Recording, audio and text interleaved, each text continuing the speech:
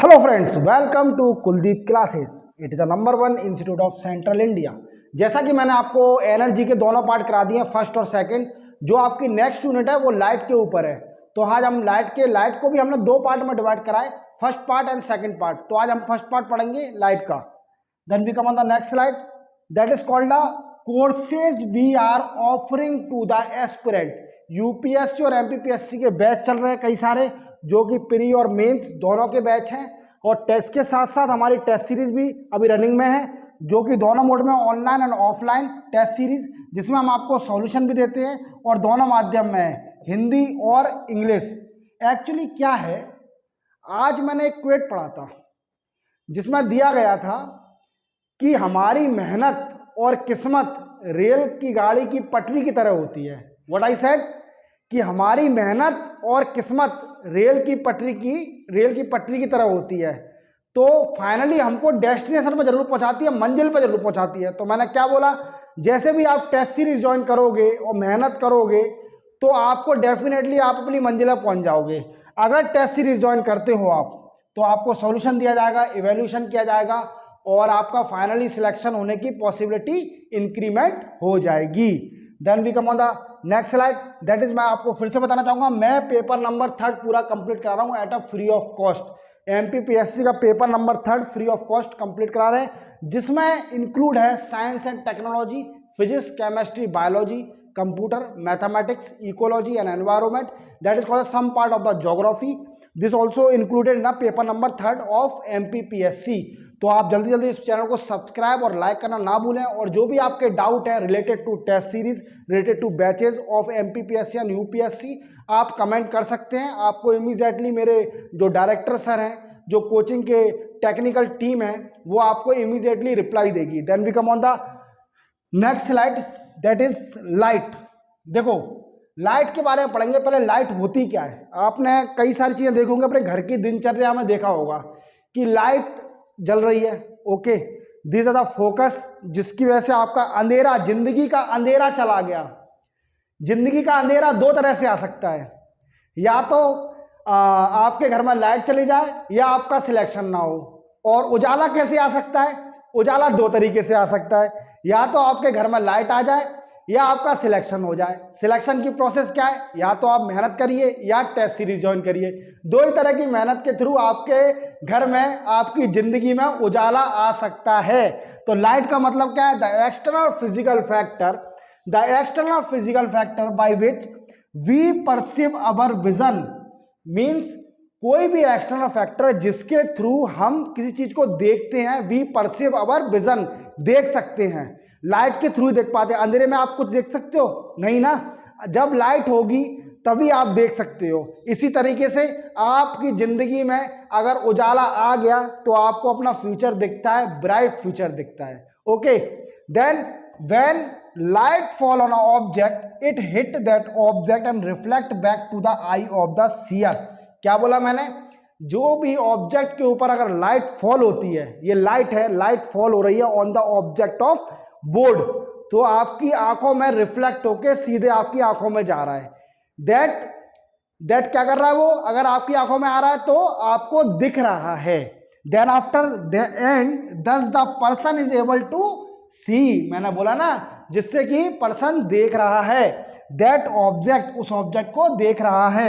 In fact light is a type of energy that is transmitted in the form of electromagnetic wave. मैंने आपको energy के second part या first part में बताया था कि solar energy come on the earth in the form of the electromagnetic wave and lights also transfer in the form of electromagnetic wave. Okay, तो अपनी जिंदगी में उजाला लाना है तो क्या करना पड़ेगा? जिंदगी में उजाला लाने के लिए आपको पढ़ना पड़ेगा, मेहनत करनी पड़ेगी। किस्मत is a second priority, luck is a second priority, first priority मेहनत, हार्ड वर्क। तो 95% is related to the hard work and remaining 5% related to the luck. Then after dual nature of light, दो तरह के nature होते हैं light के। First nature क्या है? Wave and particle. First nature, wave और पार्टिकल के दो नेचर होते हैं, dual nature, wave and particle. First nature wave and second nature of the light is called particle.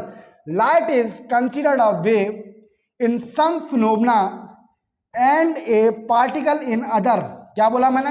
Light को हम कंसीडर कैसे करते हैं? एक तरीके से तो वेव में कंसीडर करते हैं और दूसरे तरीके से पार्टिकल में कंसीडर करते हैं।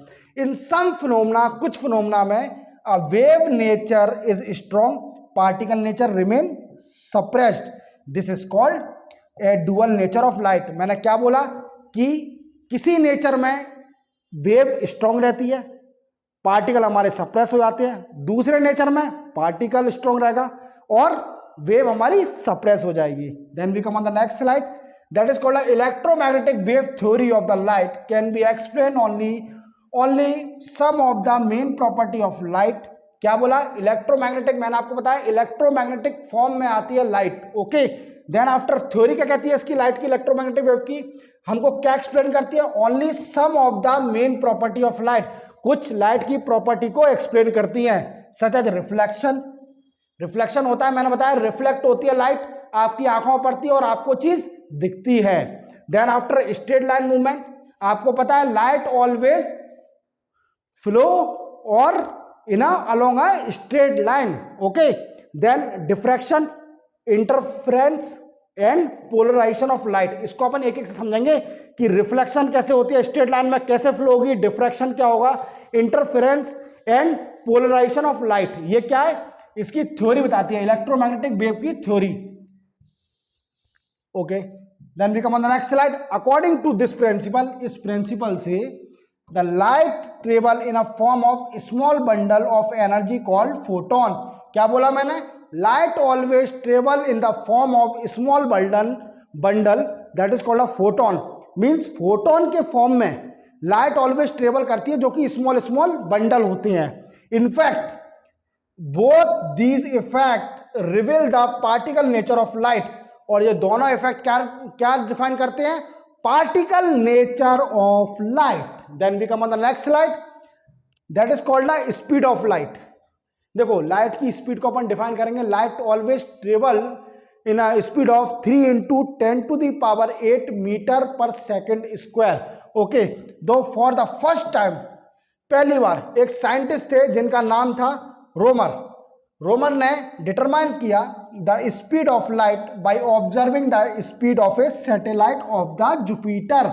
व्हाट आई सेड, रोमर जो साइंटिस्ट थे उन्होंने लाइट की स्पीड कैसे डिफाइन करी? सबसे पहले उन्होंने मेजर क्या करा, जो सैटेलाइट थी जुपिटर की उसको मेजर करा। व्हाट आई मीन्स, अर्थ की सैटेलाइट क्या है?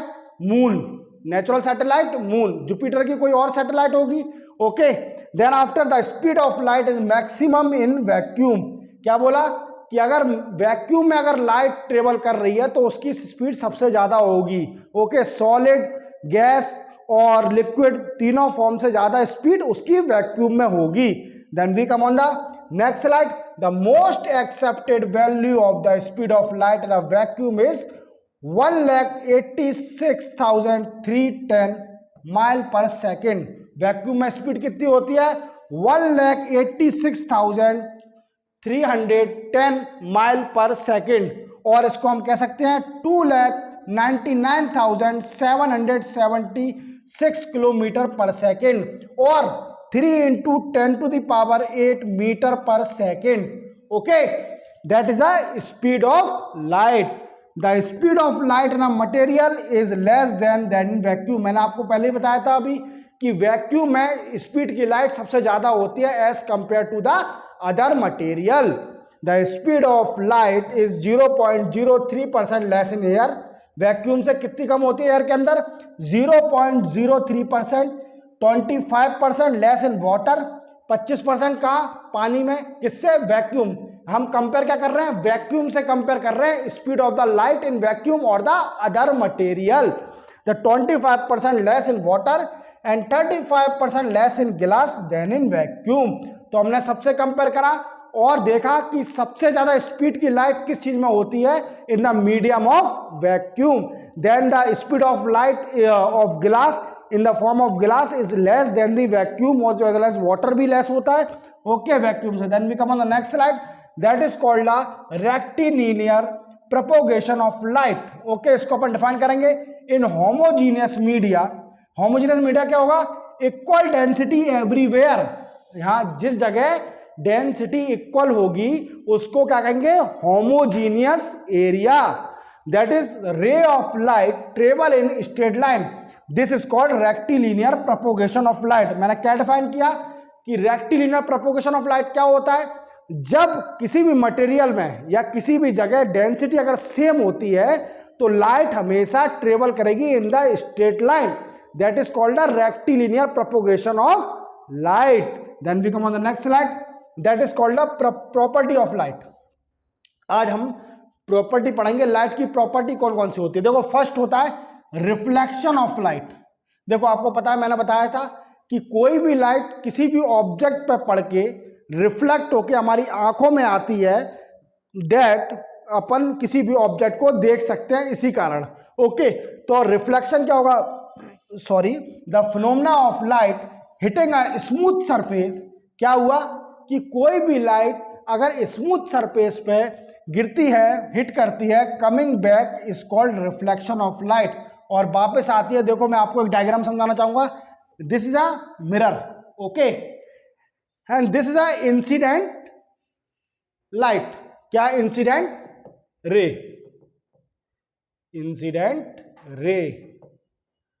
देन आफ्टर ये मिरर के ऊपर पड़ी, then after it reflect to the that side, तो ये क्या होगा, that is called a normal, normal, and that is called reflected, reflected ray, the incident ray, and that reflect हो गई, ये नॉर्मल है। ओके, तो क्या हुआ, reflect in daily life we can observe two type of reflection, regular reflection and diffuse reflection. दो तरह के रिफ्लेक्शन हम अपनी डेली लाइफ में देखते हैं। क्या पहले बोला, कौन कौन से रिफ्लेक्शन, एक होता है रेगुलर रिफ्लेक्शन और दूसरा होता है डिफ्यूज रिफ्लेक्शन।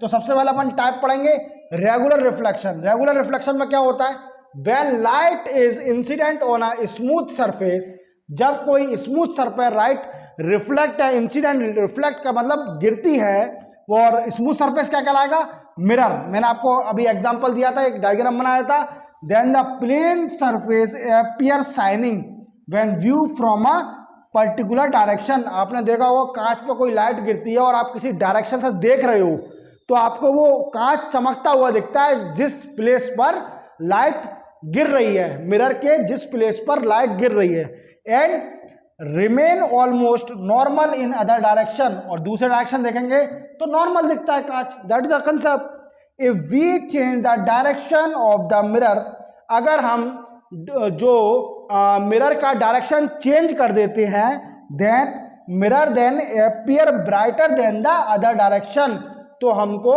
दूसरे डायरेक्शन से वह चमकीला दिखता है। That is called a regular reflection. Then we come on the next part, that is called next type is called diffuse reflection. Diffuse reflection क्या होता है, you must have experience that when light fall on a wall from a window.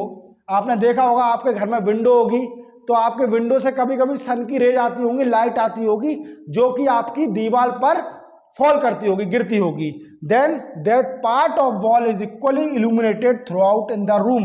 तो आपको वो किसी भी direction से, room के अंदर किसी भी डायरेक्शन या किसी भी जगह से आप देखते हो उस दीवार पे, तो वो कैसा लगता है कि पूरे रूम में रोशनी आ जाती है। That is called that part of the wall is equally illuminated through out the room, पूरे रूम में उजाला आ जाता है। This is because the light gate reflected in all direction after falling on the wall from a certain direction.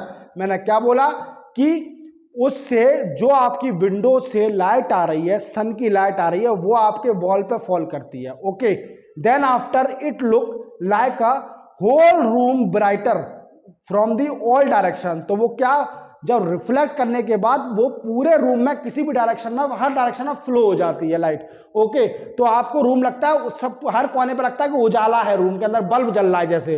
Okay, rough surface, fine particle of dust, smoke etc diffuse the light in different direction. मैंने क्या बोला कि rough surface है या fine particle, छोटे छोटे particle dust के हैं रूम के अंदर, स्मोक है, तो वो क्या हो जाता है, डिफ्यूज हो जाते हैं, डिफ्यूज कर देते हैं लाइट को कई सारे डायरेक्शन में। When sunlight is scattered by the molecules of gas in the atmosphere, the blue wave are most diffuse, so we see the sky blue. देखो स्कैटरिंग ऑफ लाइट सबसे बड़ा कंसेप्ट मैंने क्या बताया कि अगर मान लीजिए ब्लू अपन को स्काई क्यों दिखता है, what is the reason?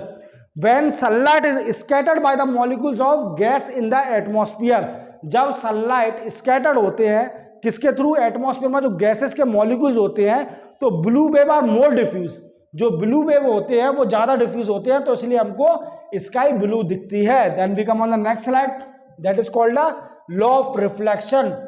Law of reflection के बारे में पढ़ेंगे. देखो आपको पता है लॉ ऑफ रिफ्लेक्शन आपको 3 मार्कर में आ सकता है. लॉ ऑफ रिफ्लेक्शन क्या होता है? Angle of incident, angle of incident is equal to the angle of reflection. मैंने क्या बताया कि angle of incident is equal to angle of reflection. मैं आपको समझा देता हूं. देखो ये क्या है? That is called mirror. Here incident light ray fall over the mirror, then after it reflect from the that area, okay, that direction.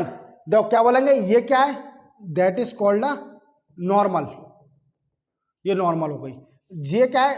that is called a angle of incident. तो इसको कैसे लगेंगे? that is called a I and that is called a angle of reflection. तो दोनों अगर equal होंगे, अगर angle दोनों इक्वल है, that is angle of incident is equal to the angle of reflection, that is called the law of reflection. Okay, in the incident ray, the normal at a point of incident and the reflected ray lie in the same plane. वही मैंने आपको diagram के through समझाया, आप समझ लीजिए. Plane mirror, convex and concave mirror work on the basis of this property. तो आपको पता है प्लेन मिरर, कॉनकेव मिरर और कॉन्वेक्स मिरर, तीनों तरह के मिरर इसी प्रॉपर्टी पर काम करते हैं. किस प्रॉपर्टी पर? Law of reflection. Then after we come on the next slide, that is called the test series. मैं आपको फिर से बताना चाहूंगा, हम यूपीएससी और एमपीपीएससी का हमारे यहाँ बैच चल रहा है जो कि प्री और मेंस दोनों पैटर्न पर है. ठीक है, इसके साथ साथ आपको हम टेस्ट सीरीज भी दे रहे हैं for the mains and prelims. आप इस नंबर पर कॉल कर सकते हैं 8989407112, जो कि कुलदीप सर का नंबर है, जो आपको डायरेक्ट गाइड करेंगे. देन आफ्टर हमारा लैंडलाइन नंबर है 0751490136. That is the landline number. आप इस पर कॉल करके इन्फॉर्मेशन ले सकते हैं. ये हमारी जो टेस्ट सीरीज है वो दोनों मोड में है, that is called online mode and offline mode, जिसमें हम आपको सॉल्यूशन देंगे. ये हमारे दोनों माध्यम में, हिंदी माध्यम और इंग्लिश माध्यम. ऑनलाइन मोड जो है उसके लिए आपको केसी ऐप डाउनलोड करना पड़ेगा, that is called Kuldeep classes. और दूसरी मेथड जो है वो व्हाट्सएप के थ्रू हमने कई सारे प्री और मेंस के ग्रुप बना के रखे हैं. तो आप अगर कॉल करोगे कुलदीप सर को, तो कुलदीप सर बाय कंसल्ट आपको उस ग्रुप में ऐड कर दिया जाएगा. मेंस का पेपर है आपको मिल जाएगा. प्रीलिम्स के पेपर के लिए हम अभी वर्क कर रहे हैं, जो कि आपको डायरेक्ट आप ऐप के थ्रू पेपर दे सकते हैं प्रीलिम में. देन आफ्टर हमारा माध्यम दोनों, और ये स्टार्ट कब से हो रही है? स्टार्टिंग डेट इज 1 अगस्त 2022. देखो ऑफलाइन बच्चों के लिए क्या हमने फैसिलिटी क्या रखी है? देखो